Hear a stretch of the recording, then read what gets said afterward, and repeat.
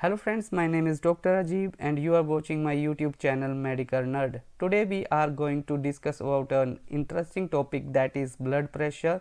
Blood pressure हमारी body में कैसे काम करता है और कितने टाइप्स होते हैं ब्लड प्रेशर के, और हम जानेंगे ब्लड प्रेशर की रेगुलेशन के बारे में। बेसिकली हम जानने वाले हैं there are two types of regulation, that is short term regulation of blood pressure and the long term regulation. तो आप वीडियो को एंड तक ज़रूर देखना।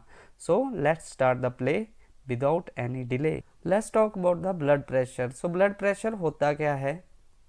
It is a lateral perpendicular pressure exerted by the blood on arterial walls. तो ये lateral perpendicular pressure होता है जो कि ब्लड डालता है किसके ऊपर? आर्टीरियल वॉल्स पे, जैसा कि आप यहाँ पे डायग्राम में देख रहे हैं। ठीक है, तो ये ब्लड प्रेशर जो है it is of two types, one is systolic and second one is the diastolic. Systolic जैसे आपको पता है कि सिस्टोल क्या होता है। Systole is the working period of the heart during which the ventricles contract and they push the blood away from the heart and that blood exerts some pressure, that is called systolic blood pressure. The second one is the diastolic blood pressure. Diastole क्या होता है? Relaxing period of the heart. तो so during the relaxation still blood exerts some pressure on the arterial valves. ठीक है, तो यहाँ पे एक क्वेश्चन है कि डायस्टोल में ब्लड प्रेशर क्यों होता है। ठीक है, तो डायस्टोल में ब्लड प्रेशर इसलिए होता है क्योंकि पहले तो ब्लड ने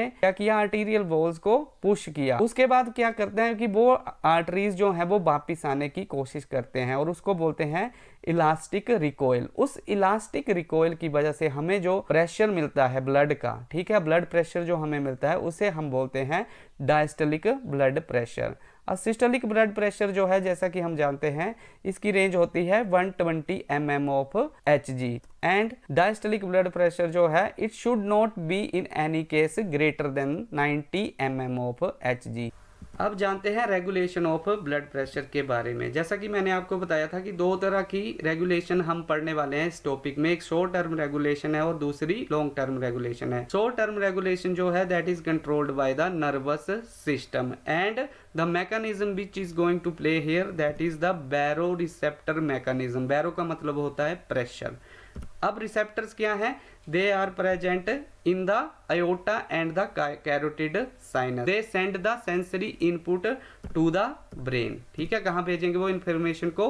ब्रेन में। ब्रेन में क्या होता है? ब्रेन स्टेम होता है, वहाँ पे एक सेंटर होता है that is nucleus of tractus solitarius. वो इस सेंसरी इनपुट को प्रोसेस करके कुछ चेंजेस लाता है ब्लड प्रेशर में। ठीक है, उसी को पढ़ते हैं। तो सबसे पहले कैरोटिड साइनस से through afferent nerve fibres of the 9th cranial nerve ये सेंसरी इनपुट हमारे पास चली गई एनटीएस में, और थ्रू 10th क्रेनियल नर्व के एफरेंट जो नर्व फाइबर्स हैं वो इंफॉर्मेशन को ले गए अयोटिक बैरो रिसेप्टर्स के द्वारा। कहाँ ले गए? वो ले गए एनटीएस में। और ये बैरो रिसेप्टर्स क्या होते हैं? ये फाइन नर्व एंडिंग्स होती हैं which sense the pressure difference, that is blood pressure में अगर इंक्रीज हो रहा है या डिक्रीज हो रहा है उस डिफरेंस को ये सेंस करके इनपुट को है कहाँ भेजते हैं?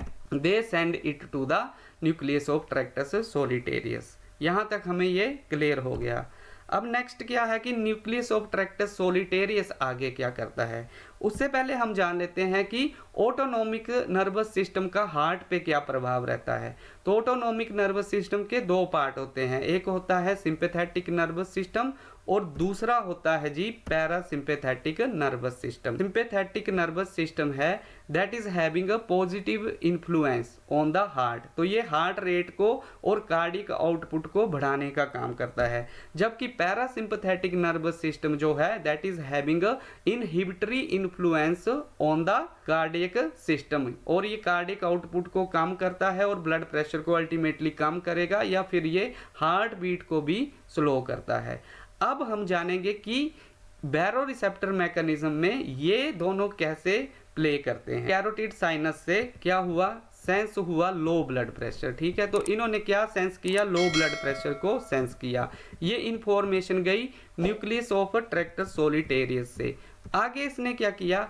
It gives impulse to the sympathetic nervous system and to the parasympathetic nervous system। तो अल्टीमेटली ये क्या करेगा, अब लो ब्लड प्रेशर को इसने सेंस किया, ठीक।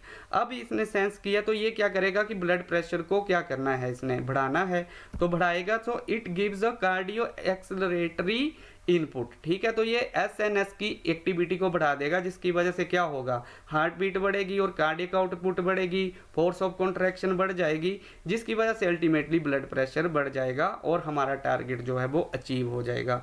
दूसरा क्या करेगा, ये कार्डियो इनहिबिटरी सेंटर को क्या देगा, नेगेटिव फीडबैक देगा, ठीक है, कि आप जो है वो अपनी एक्टिविटी को कम करो। तो पैरासिम्पैथेटिक नर्वस सिस्टम क्या कर रहा था, कार्डियक आउटपुट को कम कर रहा था और हार्ट बीट को भी कम कर रहा था। अब इसने इसको क्या किया, सप्रेस किया है, तो अल्टीमेटली क्या होगा, जो एसएनएस काम कर रहा था वही काम यहाँ पे होगा कि कार्डियक आउटपुट बढ़ जाएगी और हार्ट बीट भी बढ़ जाएगी और टारगेट अचीव होगा कि ये हमारा ब्लड प्रेशर जो है वो बढ़ जाएगा। अब सेकंड सिनेरियो हमारे पास क्या रहने वाला है, सेकंड सिनेरियो में सेंस किया, इन्होंने सेंस किया हाई ब्लड प्रेशर को, ठीक है। अब हाई ब्लड प्रेशर को सेंस किया, सेंसरी आउटपुट गई एनटीएस के पास। अब इसने क्या काम करना है, अब ये क्या करेगा, देखो अब ये एसएनएस को क्या बोलेगा, एनएस इज कार्डियो एक्सेलरेटरी सेंटर, ठीक है। तो ये एसएनएस की एक्टिविटी को कम करेगा, ठीक है।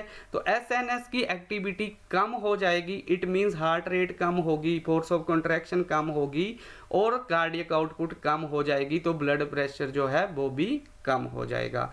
और पैरासिम्पैथेटिक नर्वस सिस्टम के ऊपर ये क्या काम करेगा, एनटीएस, ये इसकी एक्टिविटी को क्या करेगा, बढ़ा देगा। और parasympathetic nervous system is cardio inhibitory, तो क्या होगा, कार्डियो इनहिबिटरी एक्शन जो है वो ज़्यादा हो जाएगा और क्या होगा, cardiac output, force of contraction और हार्ट बीट जो है वो स्लो होकर अल्टीमेटली क्या करेगी, वो ब्लड प्रेशर को कम कर देगी। तो हमारा ये टारगेट जो है वो अचीव हो गया, ठीक है। तो ब्लड प्रेशर की जो सडन काइंड ऑफ चेंज है उस टाइम ये वर्क करता है।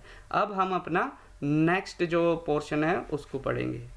Now let's know about the long term regulation of the blood pressure, ठीक है। तो long term regulation कैसे होती है, it is mainly by the RAS mechanism. RAS mechanism आपने पहले पढ़ा होगा, तो ये होता है renin, angiotensin and aldosterone system, ठीक है। तो ये हमारे बॉडी में कैसे काम करता है इसके बारे में हम जानते हैं। तो ये मेनली बेसिकली काम कर रहा है ब्लड प्रेशर रेगुलेशन के लिए।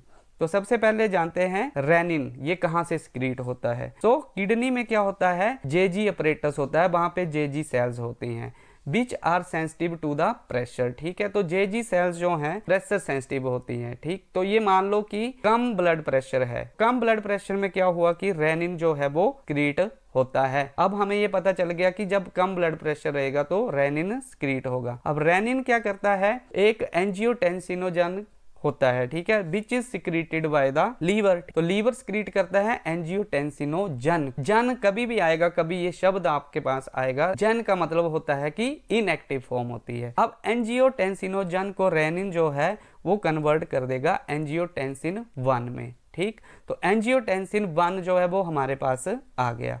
अब एंजियोटेंसिन 1 जो है that is get converted into angiotensin 2 with the help of angiotensin converting enzyme which is secreted by the lungs. Now we are having angiotensin 2। अब एंजियोटेंसिन 2 जो है that is active form of this angiotensin, ठीक। तो ये active form में क्या काम करेगा, सबसे पहले तो ये करता है वेजोकॉन्स्ट्रिक्शन। वेजोकॉन्स्ट्रिक्शन का मतलब है कि आर्टरीज की कॉन्स्ट्रिक्शन कर देगा, ये ब्लड प्रेशर जो है वो बढ़ जाएगा। नाउ क्या होगा नेक्स्ट, एंजियोटेंसिन 2 और क्या काम करेगा, ये किडनी पे इफेक्ट करता है, उसकी वजह से ये सोडियम और वाटर की रिटेंशन करता है। अब हाइपोटेंशन है तो किडनीज क्या करेंगी, सोडियम और वाटर को रिटेन कर लेंगी, जिसकी वजह से क्या है, एक चीज आप याद रखना कि सोडियम जहां जाता है वहीं पे क्या आता है कि वाटर भी आता है। तो क्या होगा कि जो फ्लूइड है वो ज्यादा इकट्ठा हो जाएगा ब्लड में, ठीक, जिसकी वजह से क्या होगा कि ब्लड प्रेशर जो है वो बढ़ जाएगा। नेक्स्ट ये क्या करता है कि एल्डोस्टेरोन की ज्यादा सिक्रीशन कराता है। अब एल्डोस्टेरोन जो है वो फर्दर क्या करेगा, तो ये करेगा सोडियम एंड वाटर रिटेंशन और साथ में वेजोकंस्ट्रिक्शन भी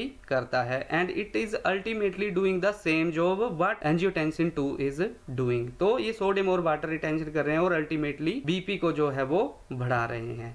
The next one is the hormone which is secreted by pituitary gland in the brain. ठीक है, तो ब्रेन से भी एक हार्मोन secrete होता है, that is anti diuretic hormone, which is clear by its name. Anti diuretic है कि ये सोडियम और वाटर की रिटेंशन कर रहा है, इसीलिए वो एंटी डायूरिटिक हुआ। डायूरिटिक मतलब क्या है कि सोडियम और वाटर का लॉस, तो ये क्या कर रहा है, सोडियम और वाटर की रिटेंशन कर रहा है और अल्टीमेटली क्या कर रहा है कि ये ब्लड प्रेशर को जो है वो बढ़ाता है। ठीक है, और ये उसको आप कह सकते हैं कि उसको रेगुलेट करता है। तो ये थी हमारे पास रास mechanism.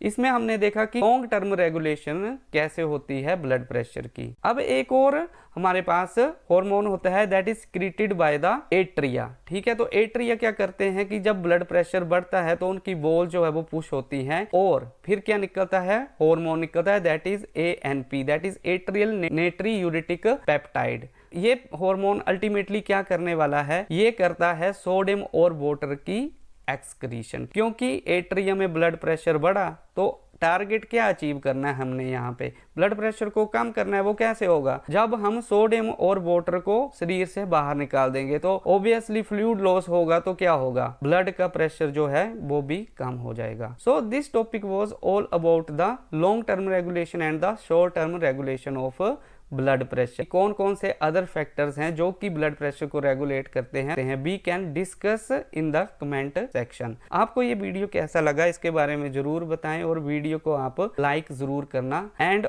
Also subscribe the channels. Thank you.